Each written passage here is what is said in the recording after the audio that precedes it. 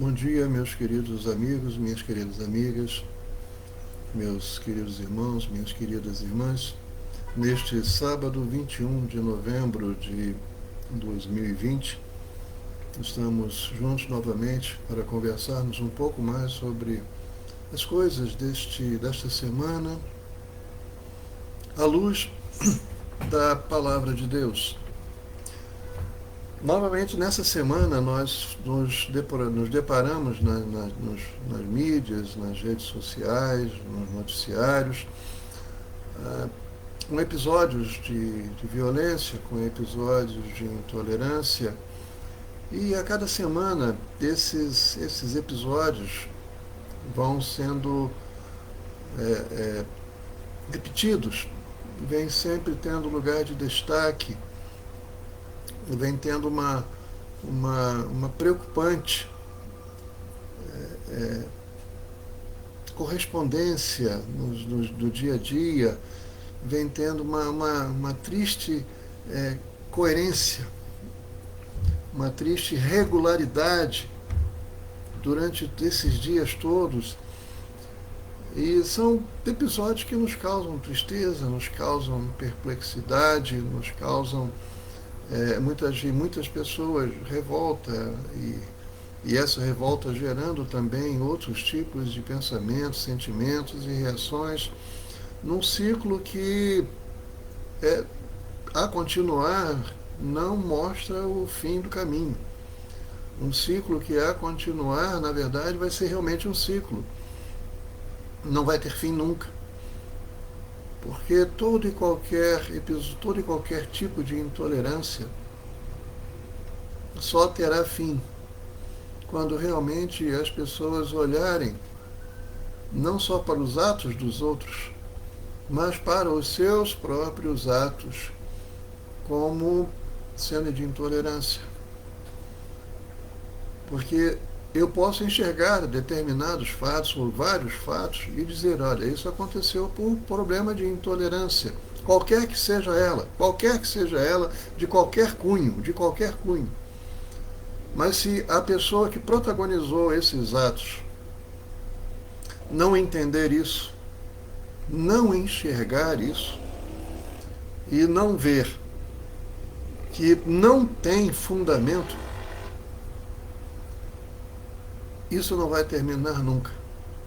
Porque, a bem da verdade, em todo e qualquer movimento de intolerância, seja ele, repito, de que natureza for, para quem está protagonizando esses atos, sempre vai haver uma razão, sempre vai haver uma justificativa, quer sendo real ou não, quer sendo verdadeira ou não.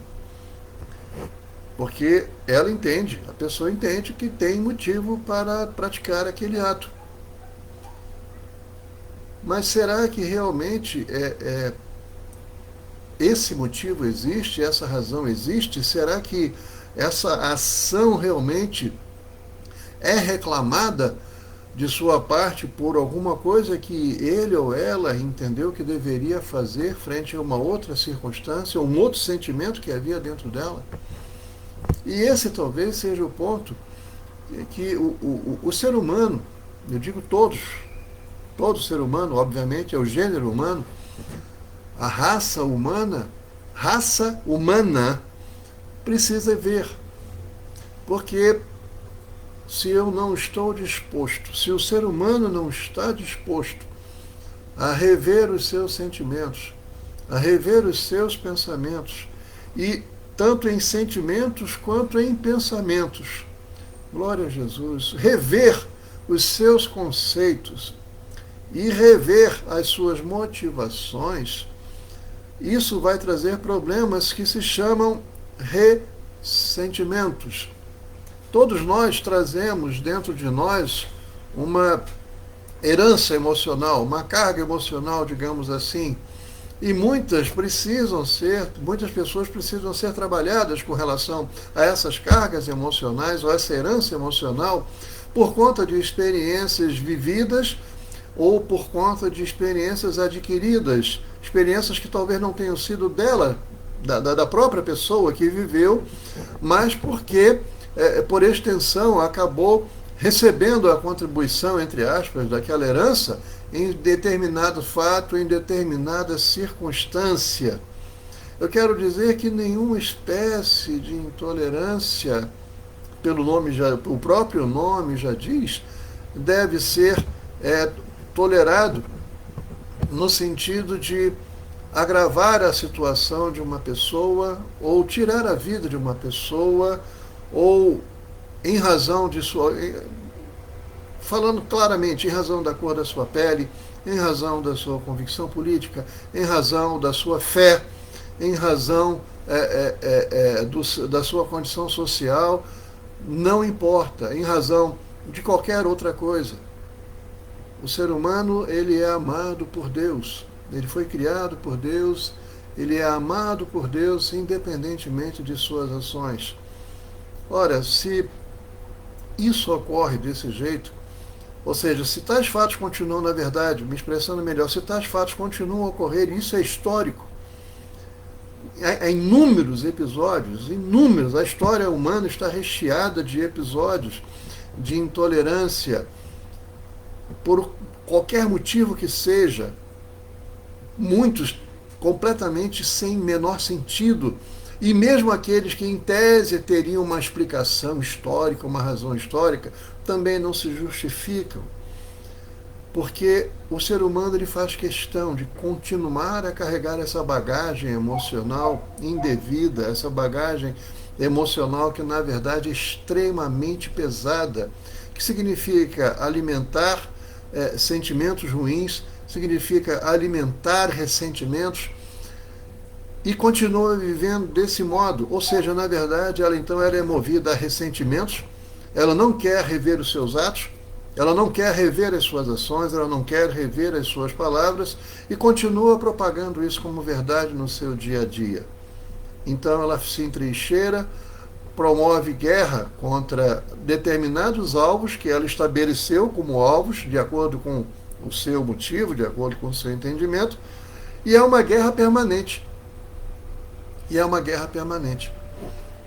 E acontece que ninguém sobrevive, ou ninguém consegue viver bem, uma boa vida. E digo uma boa vida não significa, não necessariamente no sentido financeiro, mas uma vida que realmente seja envolta em paz, que repleta de paz, que tenha paz consigo mesmo, que tenha paz com sua família, que tenha paz com o seu próximo, com as pessoas que convivem com ela, com as pessoas do lugar onde ela habita, se houver essa permanência desse estado de guerra. Então, na verdade, nós precisamos rever a posição das pessoas. As pessoas precisam rever os seus conceitos, rever as suas ações. Todas as pessoas, não é apenas um grupo de pessoas, mas todas as pessoas, todos os seres humanos precisam fazer isso. Se realmente o desejo for de alcançar um estado de convivência em sociedade chamado de paz. Nós entendemos que, então, todo ressentimento, toda mágoa, toda essa herança, na verdade, ela precisa ser trabalhada, ela precisa ser deixada de lado. Porque já imaginou como seria a sociedade se um indivíduo fosse realmente magoado por uma outra pessoa, e não é que ele não se sinta com razões de ser magoado, de estar chateado, mas se ele incentiva a permanência dessa mágoa dentro de si, se ele não trabalha isso, se ele não enxergar que a sua vida não vai ser determinada pelo que ele sofreu, pela mágoa que ele sofreu, mas antes de ele entender que a mágoa que ele sofreu vai reclamar dele uma atitude para infligir uma mágoa igual ou superior àquela pessoa que o magoou, ora, isso não vai ter fim nunca, na verdade. Pelo contrário, haverá um acirramento nas relações interpessoais, vai haver um acirramento nas relações sociais e intersociais. E se nós colocarmos isso, analisarmos isso sob o aspecto de gênero humano, como na verdade precisa ser, imagine onde isso vai parar. Vai deixar de ser um evento localizado e vai passar a ser um evento sem alcance definido, porque onde há ser humano, há problemas. Porque nós somos imperfeitos. Então, onde houver um ser humano, mais de um ser humano, problemas irão existir. E problemas irão existir, porque nenhum de nós é perfeito. Mas o que é que pode mover o ser humano na direção de um repensar, na direção de um reavaliar os seus conceitos, reavaliar os seus sentimentos, reavaliar as suas convicções diante das circunstâncias? Algo que realmente precisa ser muito forte, mais forte do que essa herança que ele recebeu, dessa herança que ele trouxe, ou por experiência própria ou adquirida, que é pesada. Então, algo precisa acontecer, algo precisa ser mais forte do que toda essa carga emocional, de toda essa herança perniciosa que a pessoa recebeu. E mais uma vez eu vou reforçar, seja ela de que tipo for, aplicável a qualquer situação na vida. Nós estamos nos referindo aqui a uma coisa muito interessante. A Bíblia ela tem respostas para muitas coisas. Lamento para aqueles que não querem ouvir, não querem seguir. É o direito da pessoa não acreditar em Deus, ou não crer em Deus, ou não querer nada com a palavra de Deus. Não tem a menor importância, no sentido de que isso não vai impedir ninguém de se relacionar bem com uma outra pessoa. Mas aquilo que é bom, da mesma maneira como os fatos ruins são propagados, e não estou dizendo que não devam ser propagados no sentido de dar notícia, de informar o que está acontecendo. Da mesma maneira, nós podemos conversar sobre coisas boas, informar coisas boas. E nesse sentido, a Bíblia, a palavra de Deus, ela é uma fonte inesgotável de coisas boas para a vida do ser humano, de informações boas, de informações necessárias e relevantes para a vida do ser humano. Por exemplo, em relação a tudo isso que nós falamos aqui, e o quanto a carga desses fatos e desses eventos machuca as pessoas, machuca os envolvidos, machuca as famílias, machuca os envolvidos, machuca toda a sociedade de um modo geral. Porque a dor do outro, isso é importantíssimo a gente falar, a dor do outro, ela deve ser observada por nós, não como dizer isso é problema dele, não, de forma alguma. A dor do outro precisa ser vista também como a nossa dor, no sentido de que será que eu gostaria de sofrer esse tipo de dor? Será que eu gostaria de ver a minha família sofrendo esse tipo de dor? Será que eu gostaria de ver a minha comunidade, a minha sociedade, a sociedade aonde eu vivo, sofrer esse tipo de dor? Esse tipo de dor é justificado de alguma maneira? Há alguma justificativa plausível para sofrer esse tipo de dor? É o clássico se colocar no lugar do outro. E quando eu digo se colocar no lugar do outro, eu não estou me referindo aqui ao outro com relação a como está se vestindo, com relação à cor da sua pele, ou com relação à sua fé, ou com relação à sua convicção política, ou a qualquer outra coisa. Por outro lado, me colocar no lugar do outro não significa dizer que eu gostaria de estar no lugar daquela pessoa, do outro, para tirar vantagem de uma determinada situação ou de um determinado contexto, para que aquilo seja útil para as minhas aspirações, sejam elas quais forem. Quero dizer com isso que, se o meu objetivo se torna um objetivo particular, não um objetivo que realmente traga sentido para todas as pessoas, que beneficie todas as pessoas, indistintamente, então, na realidade, o meu colocar, né, esse colocar-se no lugar do outro, também não é, digamos assim, da melhor estirpe, da melhor escolha, do melhor pensamento. Vamos ver o que diz a palavra de Deus sobre isso, lá em Salmos, capítulo 119, versículo 11. Salmos 119, versículo 11 diz assim: escondi a tua palavra no meu coração, para eu não pecar contra ti. Aqui nós vemos uma coisa muito interessante. Primeiro, que quando diz aqui, logo o verbo e o tempo verbal da palavra escondi. Escondi a tua palavra no meu coração. Quando se fala em esconder, normalmente se pensa em ocultar, em tirar da vista. Muitas vezes isso acontece em situações ruins, em situações não recomendáveis, como se tivesse feito alguma coisa errada e vou esconder a prova de um crime, ou vou esconder a minha palavra, eu vou esconder as minhas ações, vou ocultar para ninguém ficar sabendo. Mas aqui é diferente. Ele não está querendo ocultar uma coisa dele, uma ação dele, uma palavra dele.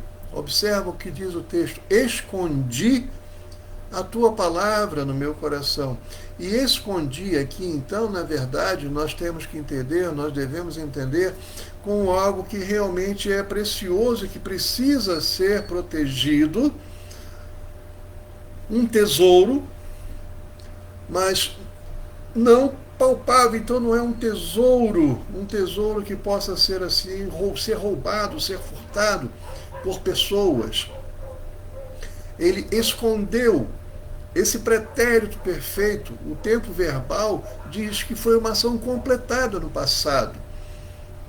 E quando ele diz escondi, ainda diz mais: ele quis esconder, ele tomou a decisão de esconder. Então ele pensou na decisão e ele realizou a ação de esconder algo em seu coração. Mas esconder aonde? Escondeu no seu coração.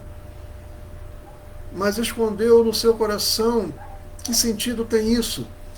Porque normalmente quando se fala em coração, em inúmeros textos, quer religiosos ou não, atribui-se ao coração não a sua função fisiológica, não se está olhando para o coração como um órgão anatômico, como a sua função fisiológica, mas como receptor, ou como um local onde ficam armazenados sentimentos, onde ficam armazenadas emoções da pessoa.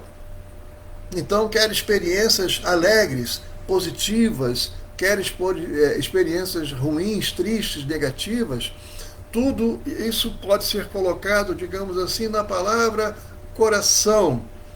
E é óbvio que, quando ele diz escondi a tua palavra no meu coração, ele está se referindo ao ensinamento que ele recebeu de Deus, ou que ele aprendeu na palavra de Deus. Por isso escondi a tua palavra no meu coração. E escondeu no coração por quê? Porque não é um tesouro. É um tesouro, mas não é palpável. Não é algo material. É algo que é imaterial, não é tangível. Por isso, nós pensamos então nesse coração, nesse texto, como não sendo órgão fisiológico, não sendo o órgão do corpo humano, encarregado de bombear sangue. Figurativamente, ele está falando no coração, como esse local onde residem os sentimentos da pessoa, as emoções da pessoa. Em muitas culturas, ou para muitas pessoas, isso equivaleria a dizer, digamos assim, é como se fosse a alma da pessoa. Nós temos uma constituição material e temos uma constituição imaterial. Não vamos entrar nesses detalhes agora, porque não é o momento para isso, mas o que é principal aqui, o que é fundamental aqui é entender que Davi entendeu que deveria esconder a palavra de Deus no coração dele. Mas por que no coração? Porque essa palavra, a palavra de Deus, o ensino de Deus, que vem também com o amor de Deus, que vem também com a presença de Deus, esconder essa palavra no coração significa dizer dar lugar ao ensinamento de Deus, em vez de dar lugar a ocupar o espaço imaterial desse coração, enquanto órgão, no sentido figurado de armazenar as emoções, armazenar os sentimentos, fazendo com que ele seja ocupado por tristeza, por mágoa e por toda sorte de ressentimentos. Ele resolveu dar muito mais lugar, escondi a tua palavra no meu coração.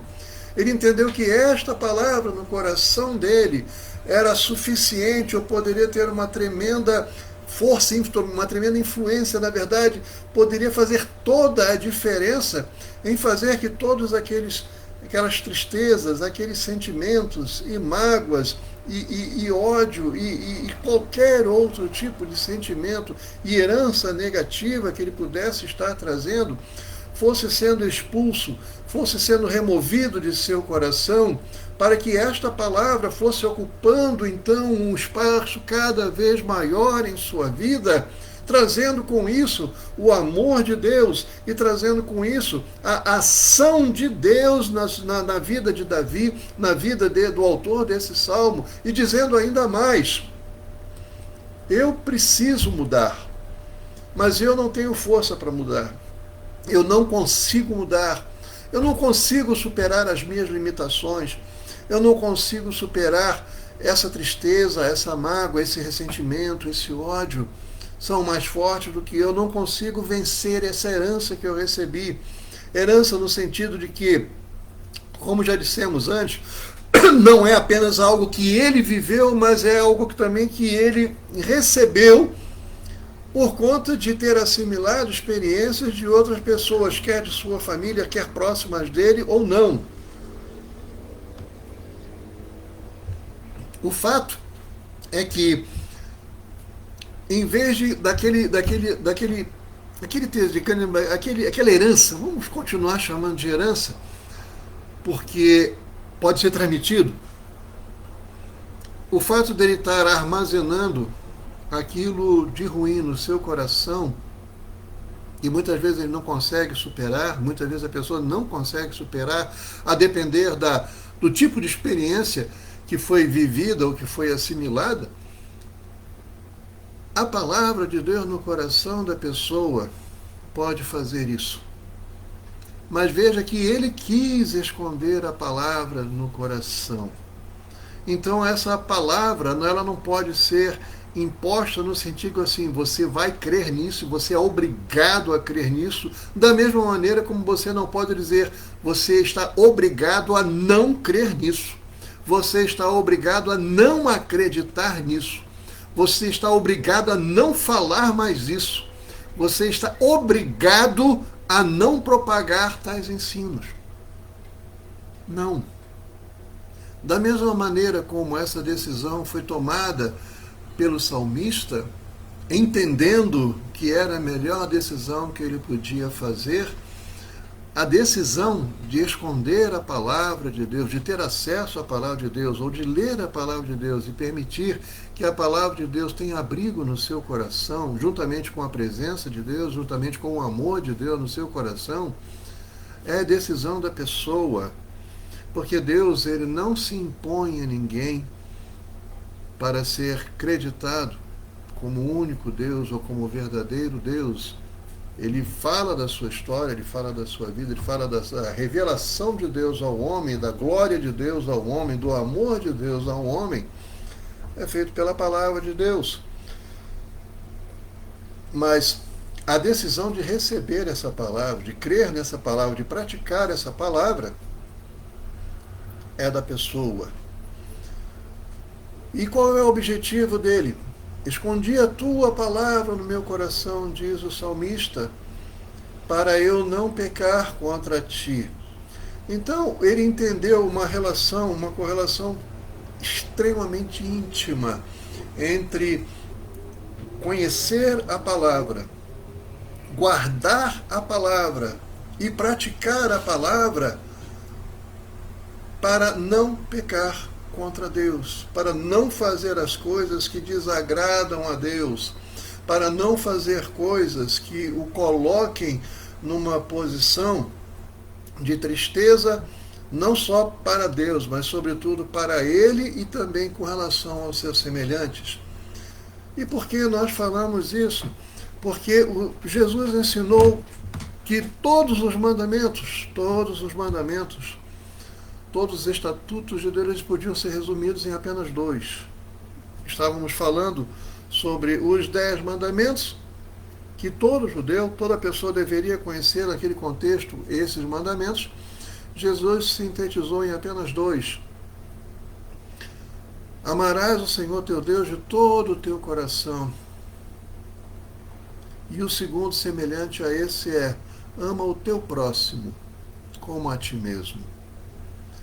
Por quê? Porque os primeiros 4 mandamentos desses 10 falavam da relação de Deus com o homem, de como deveria ser a relação do homem com Deus. Mas do 5º mandamento até o 10º mandamento, ou seja, portanto, 6 mandamentos, diziam respeito da relação do homem com o próprio homem. Então nós temos aí honrar o pai e a mãe, não adulterar, não roubar, não furtar, não dizer falso testemunho contra o meu próximo. Você vai pegar todos os 6 mandamentos e você vai reunir apenas nesse: amarás o teu próximo, ama o teu próximo como a ti mesmo. Porque aquilo que você não gostaria de sentir, de sofrer, você não vai querer também. Se você ama o seu próximo como a você mesmo, você não vai querer que o seu próximo sofra o que você não gostaria de sofrer. Que o seu próximo sinta aquilo que você não gostaria de sentir. Isso por si só, esse segundo mandamento, a conjugação de todos os 6 mandamentos nesse mandamento que Jesus ensinou, não negando os outros, mas trazendo a uma consciência ampliada, universal, com relação ao que esses mandamentos queriam dizer, ampliando não o significado, não o sentido, mas fazendo com que as pessoas entendessem o motivo, a razão de Deus ser ensinado e dado esses estatutos, esses mandamentos ao homem, no sentido do relacionamento do homem com outro homem. Então, digamos, é o chamado relacionamento horizontal do homem com o próprio homem. O motivo está exatamente no amor. Se eu me amo, como eu penso que me amo, e não quero o mal para mim, não quero sentir o mal, não quero sofrer o mal, por que eu vou desejar que o outro homem, o outro ser humano, o meu semelhante, meu próximo não porque ele vive comigo, convive comigo, mas é meu próximo porque é meu semelhante, é ser humano. Eu não vou querer que este ser humano sinta o que eu não gostaria de sentir, sofra o que eu não gostaria de sofrer. E isso por si só, agora se torna claro, ataca todo o comportamento nocivo do homem em relação ao outro homem. Toda a belicosidade, toda a beligerância do homem com relação ao outro homem. Isso significa dizer que, na realidade, a explicação de toda uma conduta de violência, toda uma conduta de agressão, toda uma conduta de intolerância, na verdade, está na falta de amor do homem por si mesmo. Porque se esse amor existe no meu coração, ele começa no meu coração, ele existe no meu coração, mas também precisa existir em relação a outras pessoas.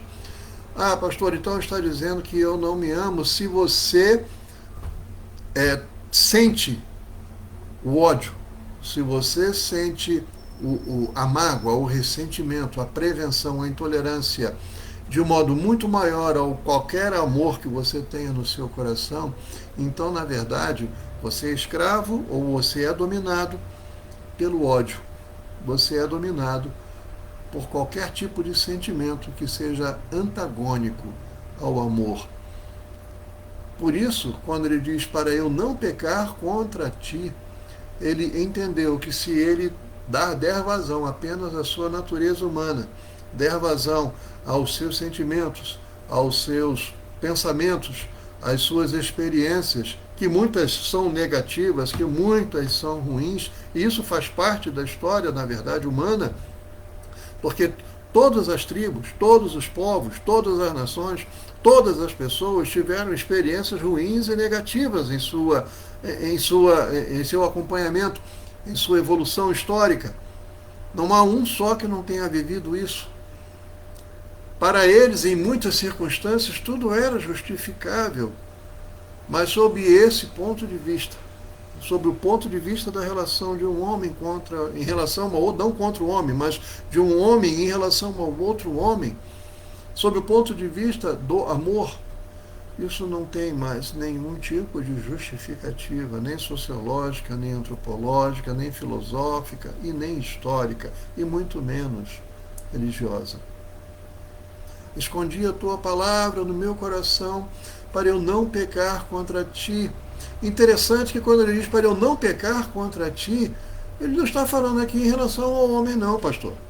Mas acontece que quando você diz para eu não pecar contra ti, nós temos que entender que quando nós erramos com alguém, quando nós fazemos o mal contra alguém, nós já estamos desrespeitando a lei de Deus, nós já não estamos dando valor algum ao amor de Deus, nós estamos nos colocando numa posição de, digamos assim, de julgamento diante de Deus, porque Ele não fez os homens para se matarem uns aos outros, ou para fazerem o mal uns aos outros, sob que tipo de razão seja, ou justificativa. Não foi para isso que Deus criou o ser humano.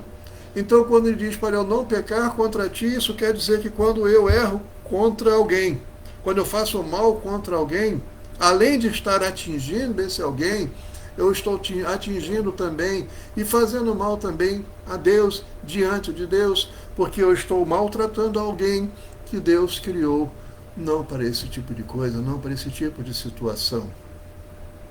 Escondi a tua palavra no meu coração para eu não pecar contra ti. O tesouro ele tem que ficar oculto para não ser alvo da cobiça das pessoas, de pessoas malvadas que querem, porventura amanhã, querer roubar esse tesouro, se apropriar indevidamente desse tesouro. Mas esse é um tesouro que não é para ficar oculto. Ele guardou no seu coração não para esconder das pessoas. Ele guardou no seu coração para que este tesouro, primeiro, promovesse modificações em sua vida.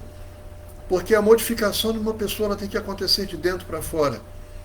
Ela pode ir ao shopping, ela pode ir a emagrecer, ela pode se vestir melhor, ela pode se perfumar, ela pode se apresentar de uma maneira, mas se o seu coração, o seu interior não for mudado, não for transformado, no fundo ela continua a ser a mesma pessoa, só que com outro tipo de apresentação. Percebem? A mesma pessoa, um outro tipo de apresentação. Aqui é diferente. Ele entende que essa transformação ela tem que começar de dentro, do coração dele. E a partir do coração dele, a partir de tudo que acontece dentro dele, toda a transformação que acontece dentro dele, no seu interior, nos seus sentimentos, na sua vida, na sua personalidade, o exterior dele vai irradiar essa mudança e essa transformação, e isso será notado no seu comportamento, nas suas palavras e nas suas ações, que não serão mais do mesmo modo como antigamente. Onde havia guerra, passa a haver a paz. Onde havia antipatia, passa a haver a simpatia. Onde havia a face emburrada, a face rígida, a face fria como um aço, vai haver a expressão do amor, vai haver a expressão da estou aqui para lhe ajudar, ou eu posso amar você, ou eu amo você, ou eu quero viver bem com você, eu quero tudo de bom para você, como eu quero para mim também. É muito diferente. Vejam por que mais ainda o coração. Eu vou encerrar essa palavra, além do que Jesus ensinou, falando sobre ama o teu próximo como a ti mesmo. E esse é o segundo mandamento, que é semelhante ao primeiro, que é amarás o Senhor teu Deus sobre todas as coisas, de todo o teu coração, de toda a tua alma, de todo o teu entendimento. E o segundo semelhante a esse é ama o teu próximo como a si mesmo. Você percebe que os dois elementos, a palavra em comum, tanto no primeiro grande mandamento, como no segundo mandamento, grande mandamento, que é semelhante ao primeiro, é o amor. Amar. Amar. E o apóstolo João, mais adiante, nas suas epístolas, ele diz que se eu não amo ao meu irmão, a quem eu vejo, como eu posso amar a Deus, a quem eu não vejo? Por isso que o amor é o grande diferencial na vida do ser humano, não apenas na sua constituição, na sua formação, e com reflexos físicos também, porque já está comprovado e demonstrado que muitas coisas que acontecem no nosso corpo são manifestações oriundas de que alguma coisa não está bem dentro de nós, são capazes de gerar enfermidades, gerar doenças em nós. Aleluia! Então nós temos que entender que o amor é que realmente deve fazer a diferença na vida do ser humano. Olha o que diz, finalmente, Provérbios 4, versículo 23. Provérbios 4, 23. Olha a consonância. Sobre tudo que se deve guardar, guarda o teu coração. Aquele coração onde o salmista quis esconder a palavra de Deus, o coração, guarda o teu coração, porque dele procedem as fontes da vida, ou as saídas da vida. Ou seja, a fonte da sua vida, a fonte de quem você é, do que você quer, do que você planeja, do que você precisa, do que você realmente precisa, das suas realizações, dos seus projetos, de tudo aquilo que diz respeito a você, e não apenas a você, mas ao seu próximo, advém do seu coração. Então, se o seu coração for um coração repleto, lotado de sentimentos ruins, de experiências ruins, negativas, e não são necessariamente culpa da pessoa, no sentido de que eu dei razão a isso. Por exemplo, se eu fui lá e desrespeitei um sinal de trânsito, eu dirigi embriagado e atropelei alguém, eu vou ser responsável por aquilo, a pessoa vai ser responsável por aquilo, obviamente, porque deu causa àquilo. Mas e quantas coisas que acontecem na vida da pessoa, ela não deu causa, e muitas vezes sofreu injustamente, se entristeceu injustamente, foi magoada injustamente, ou seja, ela não deu causa alguma para isso, mas mesmo assim precisa avançar, precisa superar, porque não vai ser aquela experiência ruim que vai definir quem ela é, ou irá definir quem ela será no futuro. Não necessariamente. Então, quando diz aqui sobre tudo o que se deve guardar, muita coisa se deve guardar, mas tantas outras também não devem ser guardadas, não precisam ser guardadas, não tem por que serem guardadas. Por quê? Porque Aquilo que estiver guardado no coração é que vai determinar a vida e a conduta e a vivência daquela pessoa, não apenas dela com ela mesma, mas com relação ao seu próximo. Sobretudo o que se deve guardar, guarda o teu coração, porque dele procedem as fontes da vida. Percebe que há mais de uma fonte? Vida no sentido de que você vai ter e pode ter uma vida diferente, uma vida de paz, uma vida de realizações, uma vida em que você vive bem com você mesmo, uma vida em que você vive bem com sua família, com o seu próximo, uma vida em que você vive bem na sua sociedade, uma vida em que você quer o melhor não só para si, mas para todas as pessoas, numa vida onde você não dá lugar a tantas coisas ruins. Guarda o teu coração, sabendo que no teu coração você já escondeu a palavra de Deus, o seu coração, e essa palavra de Deus trazendo o amor de Deus, não apenas o conhecimento de Deus, mas a vida de Deus no seu coração, fazendo toda a alteração, trabalhando na sua mente, trabalhando no seu coração, trabalhando nos seus sentimentos, trabalhando nas suas emoções, transformando você num novo homem, numa nova criatura, numa nova pessoa, de dentro para fora, fazendo com que haja realmente diferença em você, para as pessoas e, sobretudo, para você mesmo. Pense nisso, medite nisso, reflita nisso, permita que a palavra de Deus faça alteração na sua vida, faça modificação na sua vida, que a palavra de Deus promova essa alteração na sua vida, no seu modo de pensar, sobretudo no seu modo de sentir. Deixe-se ser conduzido pelo amor de Deus. Deixe o amor de Deus moldar a sua vida, moldar o seu coração, os seus sentimentos. Deixe o amor de Deus cuidar de você, transformar você, e você vai ver a diferença que irá acontecer, tanto em você, como até mesmo no mundo ao seu redor. Porque dentre as fontes da vida que saem do coração está como você olha a vida, está como você programa a sua vida, está em como você olha para as outras pessoas. Você não vê nas outras pessoas inimigos, você não vê nas outras pessoas adversários.